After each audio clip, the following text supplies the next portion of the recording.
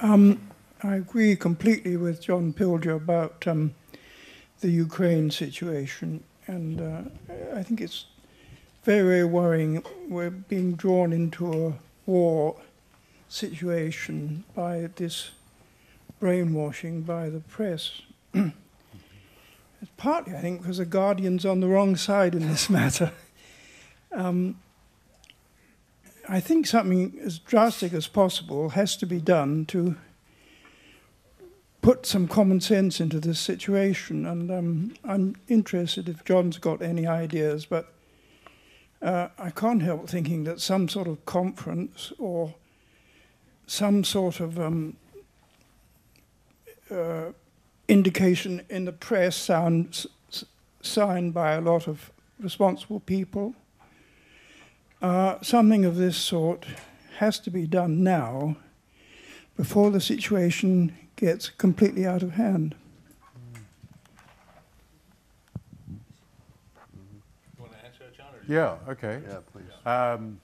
Well, all pressure is useful. A lot of people signing an advertisement in the newspaper is a good idea, depending who they are, of course. But that's called direct action. But there isn't any. So talking about it's fine, but you know, room full of privileged people with access to pretty well everything you can think of, technologically and materially, and there's no direct action. So good idea. Yeah. So Ross, you mentioned that PGP traffic stands out like sore thumb, I suppose. Does the same apply to Tor traffic? And should we be worried about using Tor in Western societies? There has been an arms race over the past 2 or 3 years between the Tor developers and the government of China. The government of China keeps on writing more and more filters to try and pick out Tor traffic, and the Tor developers keep on munging it around in order to make it look like ordinary SSL TLS traffic. Ultimately, the government of China may win this one, but it may not matter that much because Chinese people can then use VPNs or ordinary proxies to make the hop out of China itself. And in Western countries? Western countries don't seem to bother. There have, according to the Snowden papers, been efforts made at GCHQ and elsewhere to find generic hacks against Tor. The biggest long-term threat, perhaps, is if you've got fine-grained correlation between the traffic coming out of your PC and the trafficking into other people's websites, then that can be used as what's called a traffic confirmation attack. But as far as we can see, the spooks don't maintain enough fine-grained traffic information on enough places to exploit that at scale. We'll just have to watch this space. Yeah, I mean, I could add a small sentence. No, well, go on, Andy, go Okay, because the precondition for doing that correlation attacks. Oh, sorry, your microphone. just a small add-on comment, because the preconditions for doing that correlation attacks you just described is, of course, much better in the Western environments as we are on the full take. So we have to see that as the potential reason why they don't bother that Tor use here in our hemisphere. Sorry. Hi. You put up a query which said, show me the medical records of a 48-year-old woman with a 9-year-old, both of whom have psoriasis. And that gave a picture of the sort of information that can be gathered. But I put two people here, and they kind of ran away scared from emulating the sort of bad things that could be done with that data. So is it something that's illegal, or would we get somebody into trouble if they were to fake up queries against the NSA or GCHQ data, i.e. I'm looking for the CEO who are ill so I can play with the share prices of a company, or any sort of criminal activity you could possibly think of that could be done with that data, and then actually say, actually, this could be done, and this could be done, and this could be done, and this could be done, to get other people interested? Well, I've thought of numerous scenarios where NHS data could be used to attack GCHQ. If you're looking for people to recruit, for example, you might start by looking, for example, for people who have got dread diagnosis or who are accessing gay porn without telling their wives or whatever. I mean, there's masses and masses of stuff there. If you're an enemy signals intelligence agency.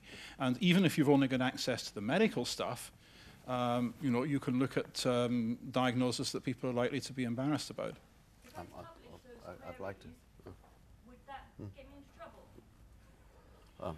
Maybe you. Well, in the UK, we've got a defective implementation of the Data Protection Directive, in that recital 26, was it, 27, wasn't implemented. And that means that the data protection authorities here, the Information Commissioner, pretend that anonymization works even when it doesn't. And so after the mass release of hospital episode statistics data to Google and others back in March, we made a complaint with the Information Commissioner, and he turned it down on the grounds that these data were not personal data. Now, I can think of all sorts of radical follow-on actions that you might try.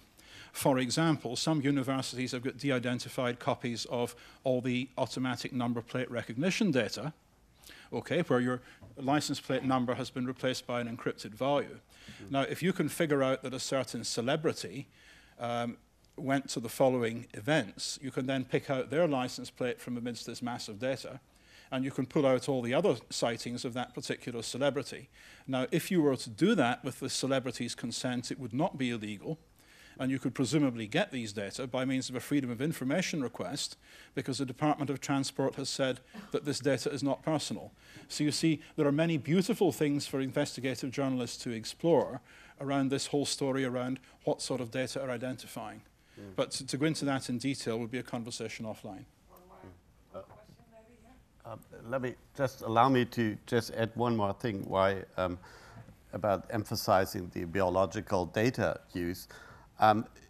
It is true that governments know very well the value of that data. The US president, whoever it is, since over 20 years now, if he travels abroad to another country, his team brings a chemical toilet. He doesn't shit in a normal bathroom out there on this planet, because you could read from his biological output his medication, his life expectations, his sicknesses, and his genetic preconditions and so on.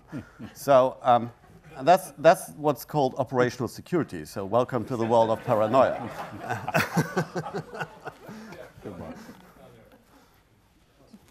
Maybe too direct, but. Hello, my name's Yuri. My question is to John Pilger. Noam Chomsky talked about how there's an adversarial culture in the U.S.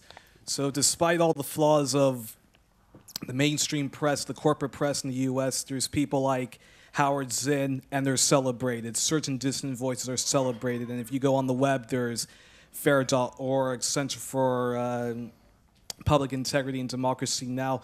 But how come in the UK there doesn't seem to be a lot of independent adversarial journalism? I mean, the only people I can think of is Media Lens or someone such as yourself and Nick Davies that has criticized the corporate press, but there doesn't seem to be a sort of British equivalent to Democracy Now! Apart from Mark Curtis, of course. Yeah. Well, I'm not sure exactly what Chomsky was referring to, but the people that you quote represent a very tiny group. And for most people in the United States, their principal source of information, apart from the internet, and is television. And that's true in this country as well. So very few people turn on to Democracy Now!, however admirable it is. Proportionately, I suppose, it's a very significant audience. But really, as far as most people are concerned, their information is repetitive. It comes from the, I think, 6 major corporations that control the major mainstream media in that country. In this country, the press basically is 3 major corporations, the major press. You have a situation in Australia where 70% of the capital city press is controlled by Rupert Murdoch. Throughout, as I tried to explain earlier, that ism that Rupert Murdoch represents is reflected right across the so-called and misnamed mainstream media. That's where most people go for their information. There are many, many people who, of course, go through the internet and know how to navigate the internet. But a surprising number of people don't navigate the internet. So that's an admirable group, and they do very good work, and they inform a significant number of people, but it's a small proportion. Can we have one more last question here?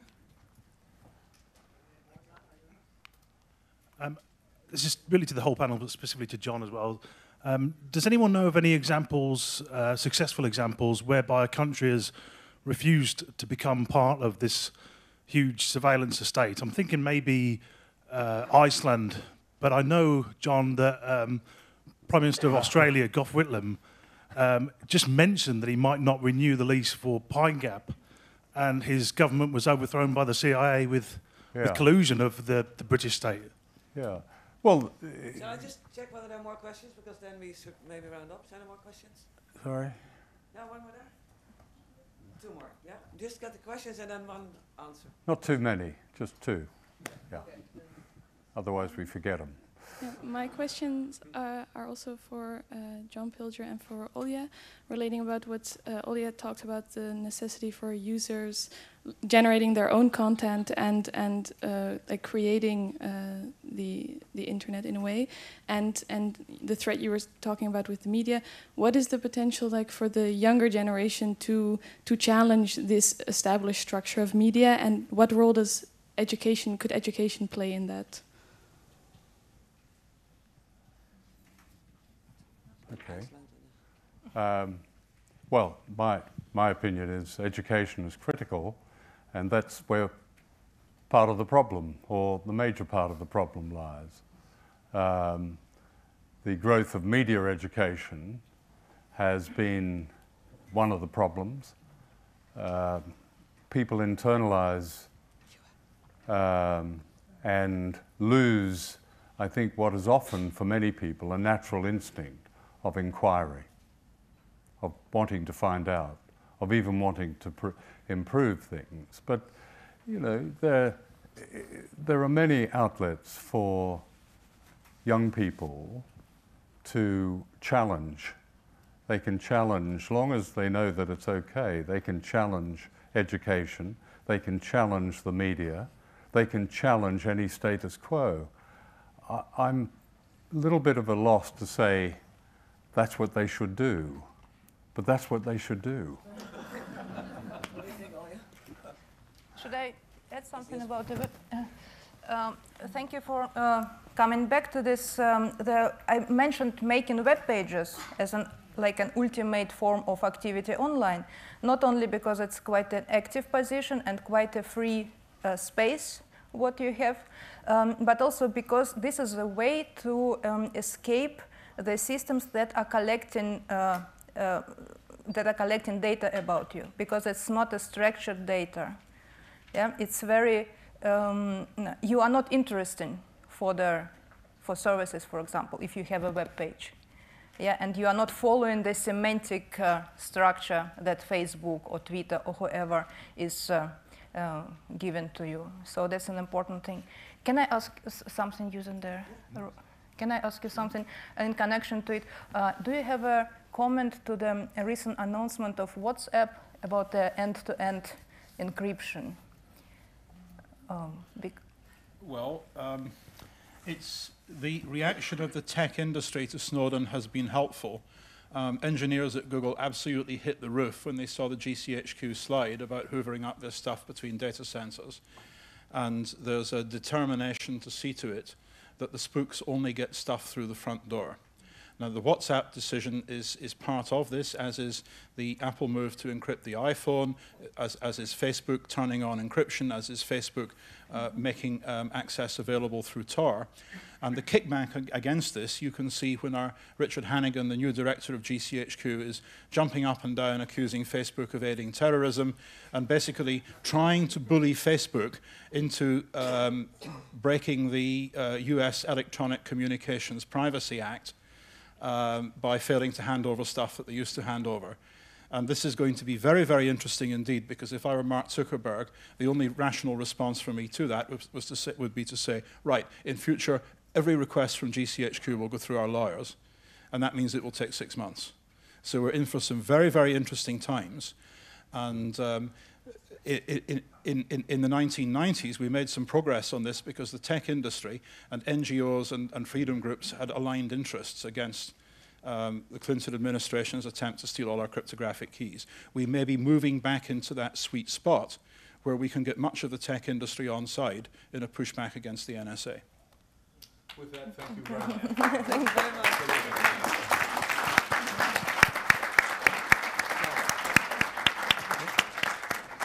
For the next session, I would like to ask you to all leave this hall and take all your stuff. We have really half an hour break, so you can breathe, fresh air, go to the crypto bar, check out Newspeaks Live, look at the exposition. And in half an hour, we start with a theater play. Wow Pengo 1989. In this space, yeah. But that's why everyone has to leave.